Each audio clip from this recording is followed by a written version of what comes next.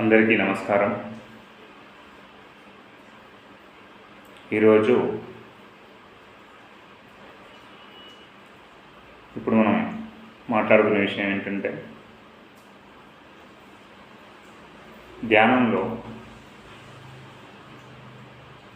మనము ఉన్నప్పుడు శ్వాసతో ఉంటాం, శ్వాసను గమనిస్తూ ఉంటాం. శ్వాసను గమనిస్తూ ఉన్నప్పుడు ఎలాంటి ఆలోచన లేకుండా ఉండే స్థితికి వస్తుంది కొంతసేపటికి. అప్పుడు దానికి ఎలాంటి మనసు అడ్డంకులు అనేవి ఉండవు, ఎలాంటి ఆలోచనలు ఏవి కూడా దాన్ని ఏమీ చేయలేవు. ధ్యాన స్థితిలో నువ్వు ఎలా ఉన్నావో బయటకు వచ్చినాక కూడా అలా ఉండడానికి మనం ప్రయత్నం చేయాలి. ధ్యానంలో కదలకుండా కూర్చుంటావు అంటే అది దేనికి అర్థం? బయటకు వచ్చిన తర్వాత ఎన్నో సమస్యలు ఎదురవుతుంటాయి. వాటికి కూడా ధ్యానంలో అయితే ఏ విధంగా ఉన్నావో ఆ విధంగా ఉండమని అర్థం. ఏ విధంగా అయితే కదలకుండా కూర్చుంటావో, కదలకుండా నీ యొక్క శ్వాసను గమనిస్తూ ఉంటావు, ఆలోచనలు ఎటు పోకుండా ఉంచుతావు, అదేవిధంగా కష్ట నష్టాలు ఎదురైనా కూడా అదేవిధంగా సాక్షిగా గమనించమని అర్థం.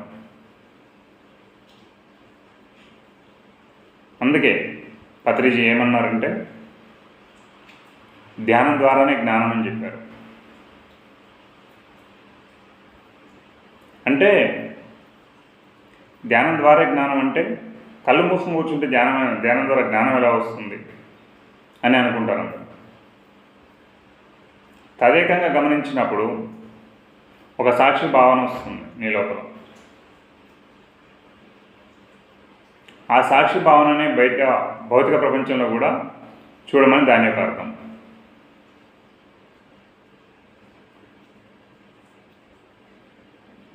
భౌతిక ప్రపంచంలో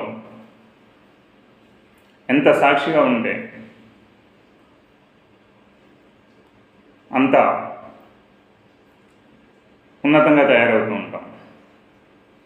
అదేవిధంగా ఆ శ్వాసను మనం గమనించినప్పుడు మన అంతర్ప్రపంచం కూడా మనకు మెల్లమెల్లగా అర్థమవుతూ వస్తుంది.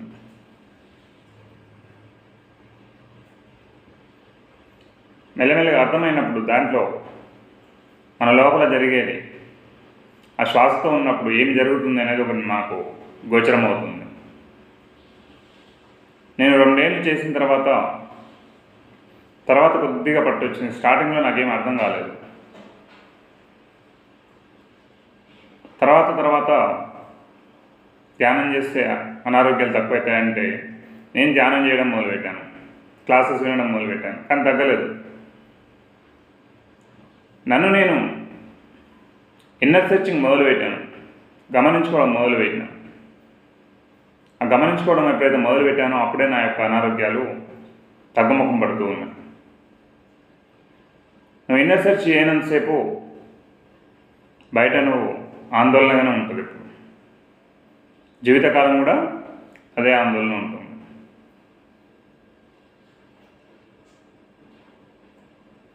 ఎప్పుడైతే అంతరంగంగా మనం ఎంత అద్భుతంగా కదలకుండా ఉంటామో, అది నేర్చుకుంటాము, బయట ప్రపంచం కూడా అంతే కదలకుండా ఉంటుంది. నేను ఏది వచ్చినా కూడా నేనేం కదిలించలేదు అప్పుడు.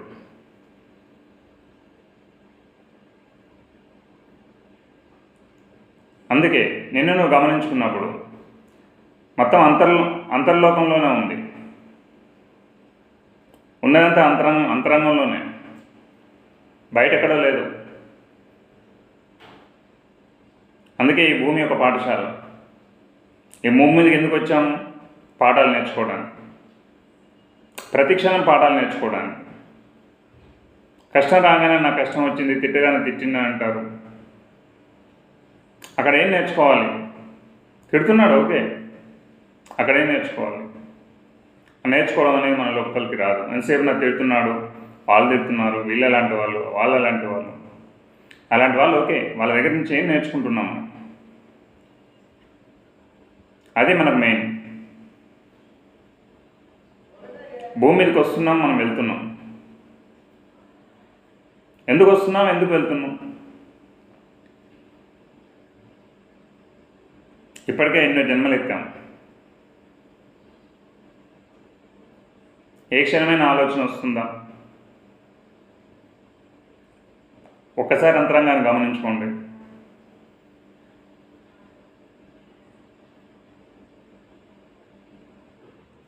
మనం అంతా అయిపోయేసరికి ఇంకా చావు ఎప్పుడు వస్తుందా అంటే ఎప్పుడు వెళ్ళిపోదామా, దానికి కూడా ఒక భయం. మళ్ళీ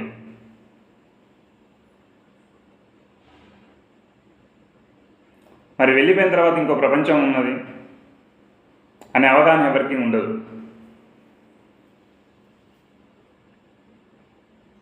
వచ్చేటప్పుడు ఏ విధంగా వచ్చామో మళ్ళీ వెళ్ళేటప్పుడు అదే విధంగా వెళ్ళాలి.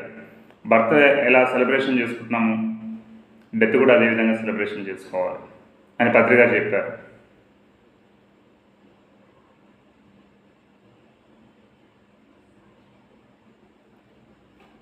అదేవిధంగా పత్రిక చెప్పింది అది కూడా అందరం ప్రాక్టికల్స్లో చేసి చూసుకుంటే మనకు గోచరం అవుతుంది. ప్రతిదీ ప్రాక్టికల్స్ చేసుకోవాలి. అందరూ ఏమనుకుంటాం, డబ్బుతో సంపాదించవచ్చు, సాధించుకోవచ్చు అని. డబ్బుతో ఏం సాధిస్తాం? పొట్టా పట్టకు చేసుకుంటే సరిపోతుంది. మిగతా జంతుజాలం కూడా చేస్తుంది, నువ్వు కూడా అదే చేస్తున్నావు. వాటికి ఇంకా ఆశలు లేవు, ఆశయాలు లేవు. మనకు ఆశలు, ఆశయాలు. జీవితంలో ఎంతో బాధ, అది రాదా ఇది రాదా అని.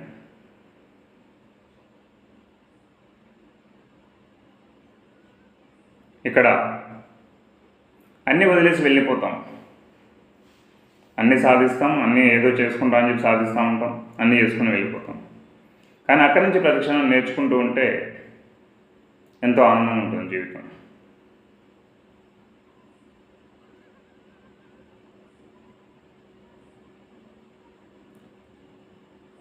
అందుకనే ధ్యానంలో ఉన్న ఆంతర్యం ఏంటంటే ధ్యానం ద్వారా జ్ఞానం,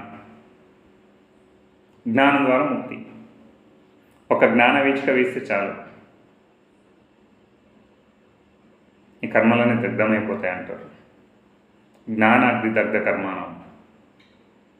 జ్ఞానం అనేది ఎక్కడి నుంచి వస్తుంది? అది మళ్ళీ నీ లోపల నుంచి, బయట ఎక్కడ లేదు జ్ఞానం కూడా.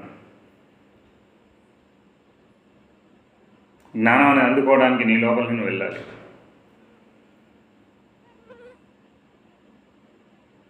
బాబావారు కూడా అదే చెప్తారు, షిరిడి ప్రవేశమే సర్వదుఃఖ పరిహారం.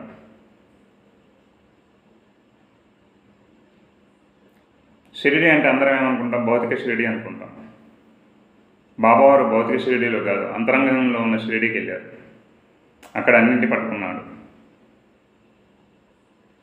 యోగులు ఏది కూడా అంత బాహటంగా ప్రదర్శించదు. అది మనం కనుక్కొని తెలుసుకోవాలి. అప్పుడు నీకు ప్రాక్టికల్గా గోచరం అవుతుంది. ప్రాక్టికల్గా వచ్చిన జ్ఞానం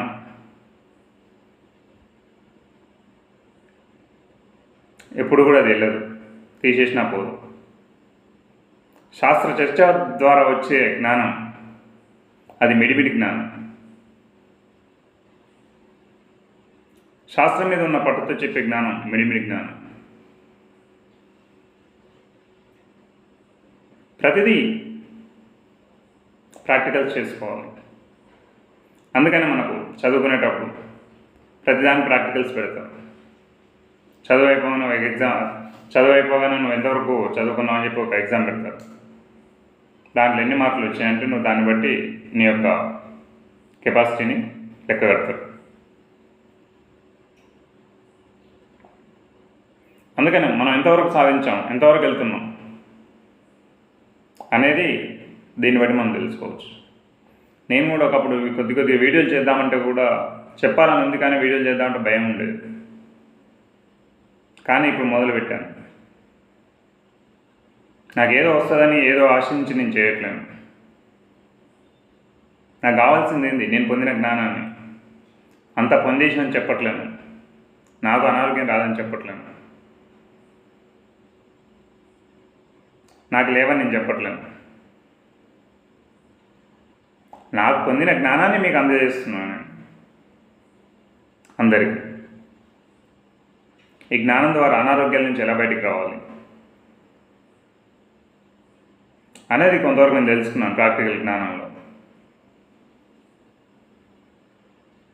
వస్తాయి భౌతిక ప్రపంచంలో అప్పుడప్పుడు మనము కొద్దిగా ఎంత జ్ఞానం ఉన్నా కూడా ఒకసారి ఏమవుతుందంటే మాయలో పడిపోతాం. అప్పుడు మళ్ళీ నిన్ను ఇబ్బంది పెడుతుంది మాయ. మాయ అంటే ఏంటో కాదు, కళ్ళ ఎదురుగానే వచ్చి అవపడుతుంటుంది, తెలుస్తుంటుంది. అప్పుడు నిన్ను నువ్వు గమనించుకొని ఆగాలి. అప్పుడు మళ్ళీ నువ్వు యథాస్థితిలోకి వెళ్ళిపోతావు, నీతో నువ్వు ఉంటావు. నీతో నువ్వు లేని క్షణమే మాయ. నీతో నువ్వు ఉంటే అదే ఆనందం, అదే దైవం. నీతో నువ్వు ఉండు. దానికోసం ఈ ప్రాక్టికల్స్ అన్నీ ఇక్కడికి వచ్చి నేర్చుకోవడం కోసం కూడా. అందుకే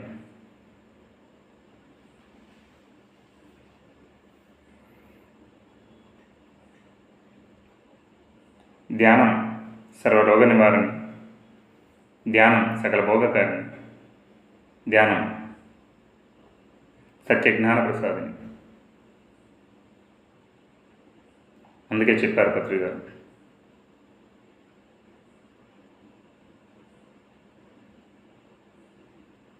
అందరికీ ధన్యవాదాలు.